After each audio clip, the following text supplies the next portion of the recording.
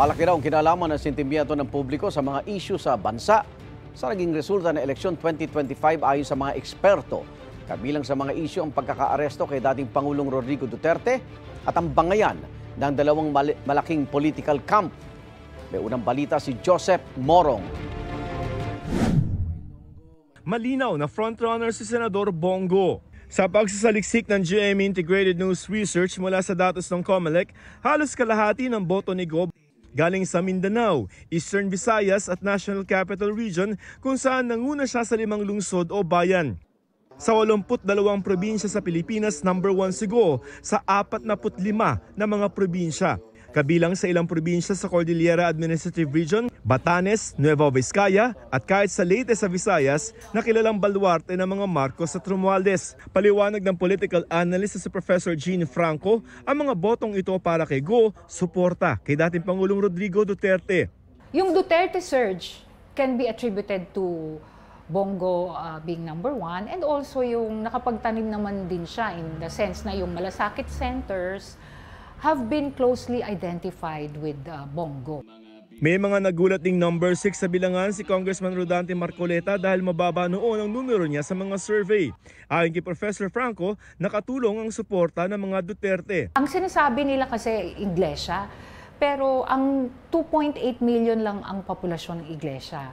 So kahit mag-block voting pa sila, katakataka rin na ganun karami yung nakuha niya. At saka doon sa 2.8, hindi naman lahat doon registered voters. Si Marcoleta figured in during the Quadcom hearings. Kaya si Marcoleta na tubong Tarlac dinala rin ng Mindanao. Nakakuha rin siya ng boto sa Luzon Region sa Visayas.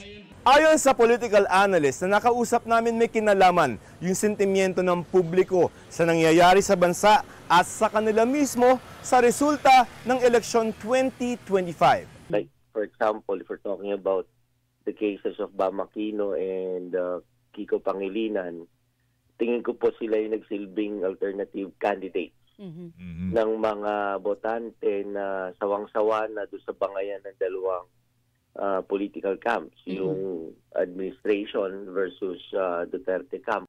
Si Aquino, top-notcher sa 21 probinsya.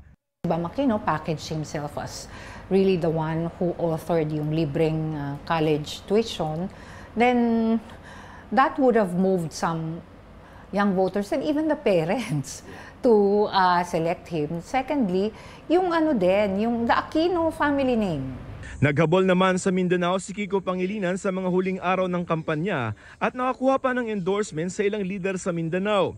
Sa Luzon siya tumabo, lalo sa mga vote-rich na rehiyon tulad ng Southern Tagalog, National Capital Region, Central Luzon at Bicol. Sa slate naman ni Pangulong Bongbong Marcos, pasok ang 6 sa kanyang kandidato sa alyansa. Sabi ni Dr. Dennis Coronacion, kasi mukhang malilimitahan lang sila sa 5 or 6. Pagdating naman sa opposition, ang lumabas may dalawang klaseng opposition.